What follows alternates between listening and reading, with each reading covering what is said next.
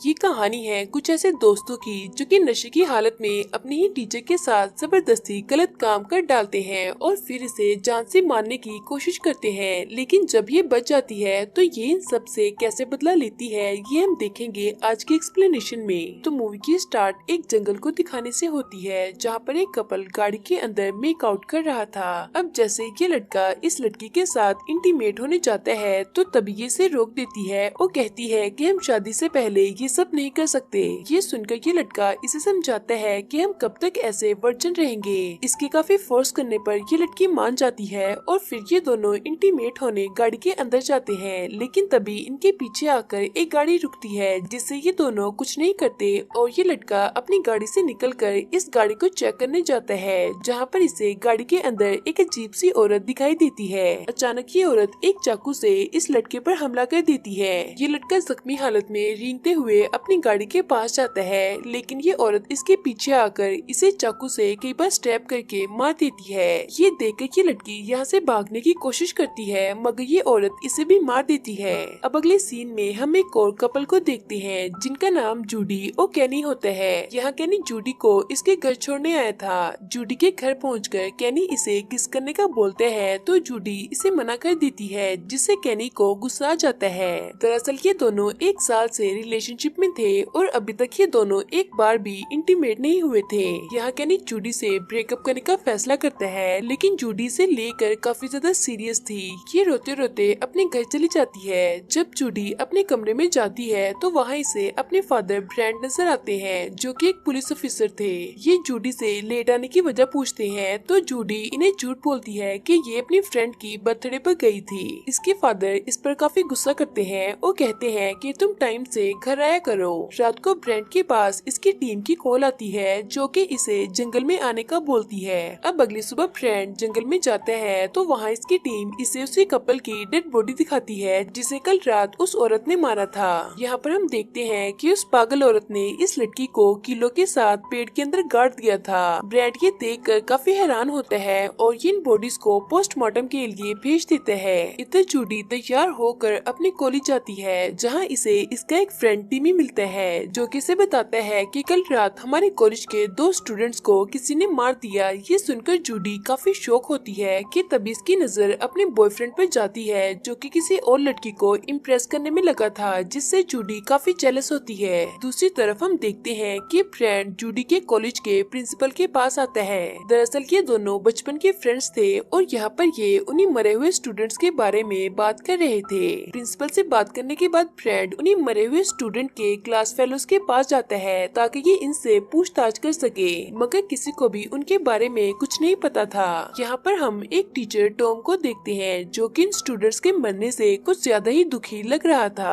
अब रात हो जाती है और हम उसी साइको लेडी को देखते हैं जो कि अपने अगले शिकार की तैयारी कर रही थी। ये लेडी एक स्टूडेंट के घर जाती है और इसके दरवाजे पर नॉक करती है। अब आवाज सुनकर ये लड़की दरवाजे के पास आती है और इससे इसका नाम पूछती है तो ये अपना नाम लोली बताती है। अब इसका नाम सुनकर ये लड़की जैसे ही दरवाजा खोलती है तो ये औरत इस पर हमला करके इसे मार देती है। थोड़ी देर बाद इस लड़की के पेरेंट्स घर पर आते हैं और जैसे ही ये अपनी बेटी की लाश देखते हैं तो ये पुलिस को फोन कर देते हैं। यहाँ ब्रांड भी आता है और ये नोटिस करता है कि वो किलर अपने शिकार को मारने के बाद इसकी बॉडी पर वर्जिन लिख देती है और पिछली बार जिस लड़की को इस किलर ने मारा था वो भी वर्जिन ही थी। अब इस बात से हमें ये पता चलता है कि ये किलर सिर्फ उन्हीं स्टूडेंट्स को मारता है जो कि वर्जिन होते हैं। ब्रेंट यहाँ से सीधा अपने घर जाता है और जूडी के पास जाकर इससे पूछता है कि क्या ये अपने बॉयफ्रेंड के साथ इंटीमेट हुई है तो इस पर जूडी कहती है कि वो बस उसके साथ मेकआउट हुई है।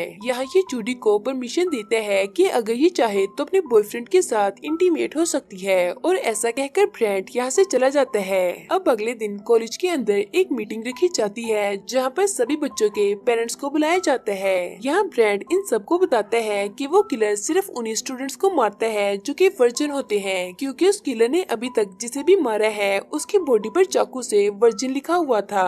ब्रेंट की बात सुनकर कुछ पेरेंट्स के दरमियान में लड़ाई हो जाती है और इस मीटिंग को यहीं पर खत्म कर दिया जाता है। अब क्योंकि इस मीटिंग में किसी भी स्टूडेंट का आना अलाउ नहीं था इसलिए जूडी अपने फ्रेंड के साथ छुपकर ब्रेंट की सारी बातें सुन लेती है। टिमी ये बात सुनकर शॉक हो जाता है और ये अपने फ्रेंड्स को अलर्ट करने के लिए जूडी का फोन लेकर इन्हें कॉल करते हैं। लेकिन काफी देर गुजरने के बाद जब टिमी वापस नहीं आता तो जूडी इसे ढूंढने जाती है, जहाँ इसे एक दरवाजे पर वर्जिन लिखा हुआ दिखता है। अब जैसे ही ये इस दरवाजे को खोलती है तो इसके अंदर टिमी की लाश थी। यहाँ अचानक वो लेडी जूडी पर हमला कर देती है, जिससे जूडी अपनी जान बचाकर यहाँ से भागने लगती है, मगर रास्ते में वो इसे पकड़ लेती है और एक नाइफ से इसकी बॉडी पर वर्जिन लिखने वाली होती है कि तभी जूडी उल्टा इसी पर अटैक करके इसे बेहोश कर देती है। इसके बाद ये भागते हुए ब्रेंट के पास जाती है और इसे ये सब कुछ बता देती है। जब ये उस किलर को देखने जाता है तो वहाँ इसे कोई भी दिखाई नहीं देता। अब इसके बाद हम देखते हैं कि जूडी को पुलिस स्टेशन ले जाकर उस किलर का स्केच बनवाया जाता है। जब ब्रेंट इस स्केच को देखता है तो ये काफी ज्यादा शॉक हो जाता है कि जैसे ये इस औरत को पहले से ही जानता हो। ये बाहर जाकर प्रिंसिपल को फोन करता है और इसे ये स्केच भेजकर इससे पूछता है कि क्या ये लोरली है, तो ये इसे कहता है कि वो तो 25 साल से गायब है और आज तक उसे किसी ने नहीं देखा। यहाँ जूडी भी एक दूसरे फोन से इन दोनों की बातें सुन रही थी। ब्रेंट इसे देख लेता है और फोन को कट करके इससे पूछता है कि तुमने क्या सुना। इस पर जूडी ब्रेंट से झूठ बोलती है कि मैं यहाँ अपनी फ्रेंड से बात करने आई थी। तभी जूडी की फ्रेंड यहाँ जाती है और ये इसे बताती है कि अब सभी स्टूडेंट्स को ये बात पता चल चुकी है कि वो किलर सिर्फ वर्जिन स्टूडेंट्स को ही मारता है। इसलिए हम सब ने रात को एक पार्टी अरेंज की है जिसमें हम सब मिलकर एक दूसरे की वर्जिनिटी को लूज करेंगे। इसके बाद ये अपनी फ्रेंड के साथ कॉलेज जाती है, जहाँ इसे कैनी मिलता है। कैनी से कहता है कि मैं अभी भी तुमसे बहुत प्यार करता हूँ और अगर तुम चाहो तो हम दोनों इंटीमेट भी हो सकते हैं। ये सुनकर जूडी कहती है कि मुझे यहाँ से सीधा अपने घर जाना है और फिर मैं सोचूंगी कि मुझे तुम्हारे साथ इंटीमेट होना है या नहीं। इधर जब प्रिंसिपल को इस पार्टी के बारे में पता चलता है तो ये काफी गुस्सा होता है और अनाउंस करता है कि कोई भी स्टूडेंट इस पार्टी में नहीं जाएगा, मगर कोई भी इसकी बात नहीं मानता और ये सब इस पार्टी के लिए काफी ज्यादा एक्साइटेड थे। दूसरी तरफ हम जूडी को देखते हैं जो कि लोरली के बारे में जानना चाहती थी। ये अपने घर आकर अपनी मोम से उसके बारे में पूछती है। इसके जिद करने पर इसकी मोम इसे बताती है कि आज से 25 साल पहले एक लड़की की गाड़ी जंगल के पास खराब हो गई थी और इसी बात का फायदा उठाकर 4 स्टूडेंट्स ने नशे की हालत में उसके साथ जबरदस्ती की और फिर इसे मरने के लिए वहीं पर छोड़ दिया, जिसके बाद से उसका कुछ भी पता नहीं चला। ये सुनकर जूडी अपनी मोम से पूछती है कि वो 4 लड़के कौन थे, तो ये इसे बताती है कि उनमें से 2 लड़के तो उसी दिन यहाँ से चले गए थे और बाकी के 2 में से एक तो तुम्हारे प्रिंसिपल हैं और दूसरे तुम्हारे फादर ब्रेंट हैं। इधर ब्रेंट को भी यकीन हो गया था कि ये सब लोरली ही कर रही है, इसीलिए ये लोरली के घर जाता है जो कि काफी पुराना और टूटा हुआ था। इसे यहाँ पर कोई भी दिखाई नहीं देता और जब ये यहाँ से जाने लगता है तो तभी हम इसके पीछे लोरली को देखते हैं, जिसका मतलब कि लोरली अभी भी जिंदा है। यहाँ ब्रेंट के पास प्रिंसिपल का मैसेज आता है जो कि इसे शाम को मिलने का बोलता है। ये शाम को प्रिंसिपल से मिलने इसके घर जाता है, जहाँ पर इसे इसकी लाश नजर आती है और तभी कोई पीछे से ब्रेंट को भी मार कर बेहोश कर देता है। दूसरी तरफ हम देखते हैं कि स्टूडेंट्स की पार्टी चल रही थी और यह पुलिस भी आई हुई थी ताकि ये इस किलर को पकड़ सके।